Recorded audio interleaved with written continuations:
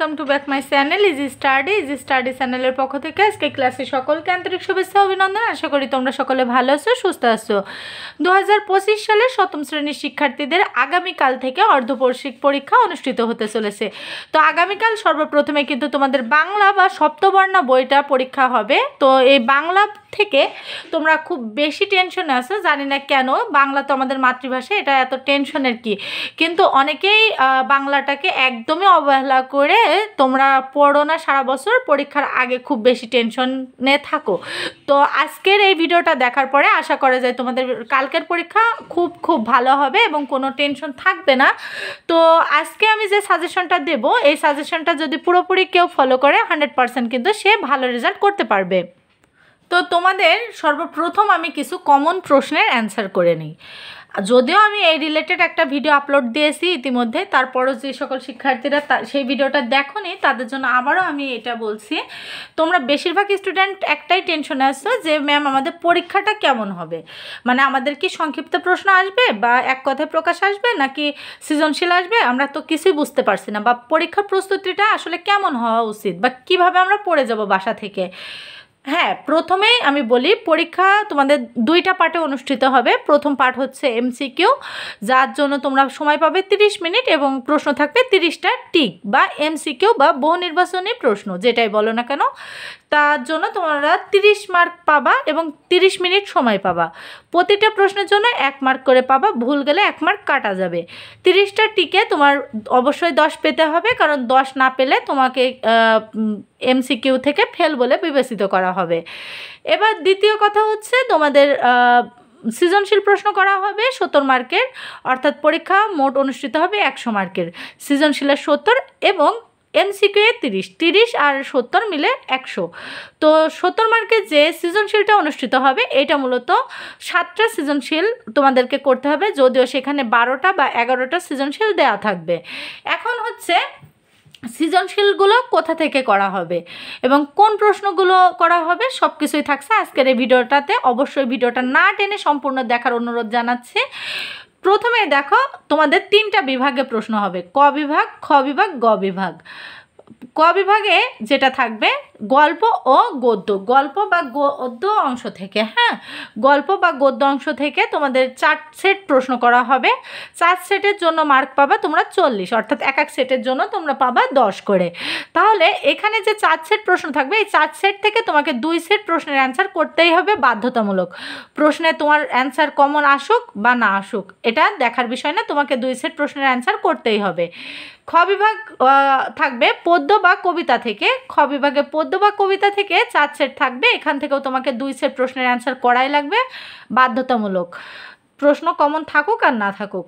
গ বিভাগ আনন্দপাঠ বা সহপাঠ, যেটাই বলো। বাংলার সাথে তোমাদের আরও একটা বই দেওয়া হয়েছে স্কুল থেকে, সেই বইয়ে দেখবা নাটক বা উপন্যাস যাই দেওয়া থাকুক, নাটক উপন্যাস থেকে তোমাদেরকে 4 সেট প্রশ্ন করা হবে, যেখান থেকে আবার তোমাকে 2 সেট প্রশ্নের অ্যান্সার করতে হবে। তো এখন দেখো, আমি একটু আগে বলেছি 7 সেট প্রশ্নের অ্যান্সার করতে হবে, কিন্তু আমি খাতায় তো লিখেছি 6 সেট, 2 2 আর 2 3 দুগুণে 6। তাহলে আর এক সেট কি লেখা লাগবে না?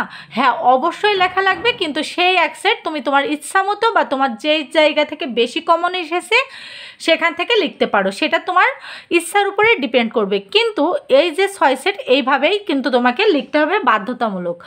অনেক স্টুডেন্ট আছে দেখি ক বিভাগ অর্থাৎ গল্প অংশ থেকে 4 সেটই কমন আসে, কিন্তু কবিতা অংশ থেকে একটা প্রশ্নেরও অ্যান্সার করতে পারবে না। তাহলে কি তাদের পাস হবে? পাস কিন্তু হবে না, কারণ এই যে পাস করলেও রেজাল্ট ভালো হবে না। আর এই যে যেভাবে আমি বলেছি, এই জায়গা থেকে তুমি 4টা করলে আর এখান থেকে একটাও করলে না, এটা করলে কখনোই নাম্বার দেওয়া হবে না। আমি নিজেও যেহেতু একটা টিচার, তাই সেক্ষেত্রে আমি স্পষ্টভাবে বলছি, এখনও সময় আছে, বাসা থেকে সেইভাবে প্রস্তুতি নিয়ে যাও। আর অবশ্যই গদ্য, পদ্য এবং আনন্দপাঠ সবগুলো থেকে খুব সুন্দরভাবে প্রিপারেশান নিয়ে যাবে। এবার কথা হচ্ছে প্রশ্নগুলো কোথা থেকে করা হবে বা কোন টপিকগুলো পড়লে আমরা 100% প্রশ্নগুলো কমন পাবো। হ্যাঁ, আমি প্রথমেই তোমাদের টিক কমন পাওয়ার বিষয়টা বলি। স্পেসিক্যালি আমরা যতই সাজেশন দিই না কেন, আমাদের কিন্তু সরাসরি প্রশ্ন শো করার কোনো রাইট আমাদেরকে দেওয়া হয়নি এবং এটা আইনত দণ্ডনীয় অপরাধ। তো আমরা জাস্ট একটু তোমাদের সাজেশন দিতে পারি বা একটা গাইডলাইন দিতে পারি। তো সেখান থেকে আমি বলি, তোমরা যদি এই 3টা টিপস বা 3টা ট্রিক ফলো করো তাহলে 100% তোমরা 30টা এমসিকিউ এর মাঝে 20+ মার্ক পাবে, 20টার বেশি এমসিকিউ করতে পারবা। সেটা হচ্ছে প্রথমত তোমাদের এই যে বইটা আছে, বই থেকে তোমাদের কোন গল্পেও কোন কবি লিখেছে। হ্যাঁ, এই যে যেমন এখানে যদি খেয়াল করো, এই যে কাবুলিওয়ালা লিখেছেন রবীন্দ্রনাথ ঠাকুর, লখার 21 লিখেছেন আবু বকর সিদ্দিক। এখন যদি তোমাকে প্রশ্ন করা হয় যে কাবুলিওয়ালা কবিতার লেখক কে, রবীন্দ্রনাথ ঠাকুর, কাজী নজরুল ইসলাম, হুমায়ুন আজাদ না এখানে হাশেম খান, তোমার সঠিক অ্যান্সারটা অবশ্যই ডিসাইড করতে হবে। তো এক্ষেত্রে তোমাকে অবশ্যই কিন্তু এই যেই 5টা তোমাকে সিলেবাসে দেওয়া হয়েছে বা 5টা পরীক্ষায় আসবে, এই 5টার অবশ্যই লেখকের নামগুলো কোনটা কার মনে রাখতে হবে। এখান থেকে কিন্তু তোমরা অবশ্যই 1 মার্ক কমন পেয়ে যাবা। আর কবিতা অংশ সেম বিষয়। এবার যেই টপিকটা বলবো সেটা হচ্ছে অবশ্যই লেখক পরিস্থিতিটা পড়বা। লেখক পরিস্থিতিতে লেখকের জন্মসাল, মৃত্যুসাল এবং লেখকের লেখা কয়েকটি বইয়ের নাম, লেখকের কয়েকটি বইয়ের নাম। যেমন ধরো তোমাকে প্রশ্ন করা হলো শেষের কবিতা কোন ধরনের গ্রন্থ, উপন্যাস, কবিতা, গল্প না সনেট। এখন বেশিরভাগ স্টুডেন্ট ভুল করে কি, ওটা কবিতা দাগায়, কারণ শেষের কবিতা যেহেতু লেখা তাহলে অবশ্যই কবিতা হবে, কিন্তু এটা সম্পূর্ণ ভুল ডিসিশন। শেষের কবিতা হচ্ছে রবীন্দ্রনাথ ঠাকুরের লেখা একটা উপন্যাস। আশা করি বুঝতে পেরেছো। এবার হচ্ছে তোমাদের যেটা করতে হবে সেটা হচ্ছে তোমাদের যে এই 5টা টপিক দিলাম, এই 5টা টপিক কোথা থেকে নেওয়া হয়েছে, যেমন কাবুলিওয়ালা কোন গল্প থেকে নেওয়া হয়েছে বা কাবুলিওয়ালা কোন গ্রন্থ থেকে নেওয়া হয়েছে, এটা তোমরা কিন্তু এই যে পাঠ পরিস্থিতিতে পেয়ে যাবা। পাঠ পরিস্থিতিতে অবশ্যই দেওয়া থাকবে, এখান থেকে পড়লে তোমরা একটু বুঝতে পারবা যে পাঠ কাবুলিওয়ালা এই জায়গা থেকে নেওয়া হয়েছে। আবার এখানে যদি আমি আরেকটা বলি যে মরুভাস্কর কোথা থেকে নেওয়া হয়েছে, সেটাও কিন্তু তোমরা অবশ্যই এই পাঠ পরিস্থিতি পড়লে বুঝতে পারবা। তাই আশা করি তোমাদের আর টেনশন থাকার কথা না।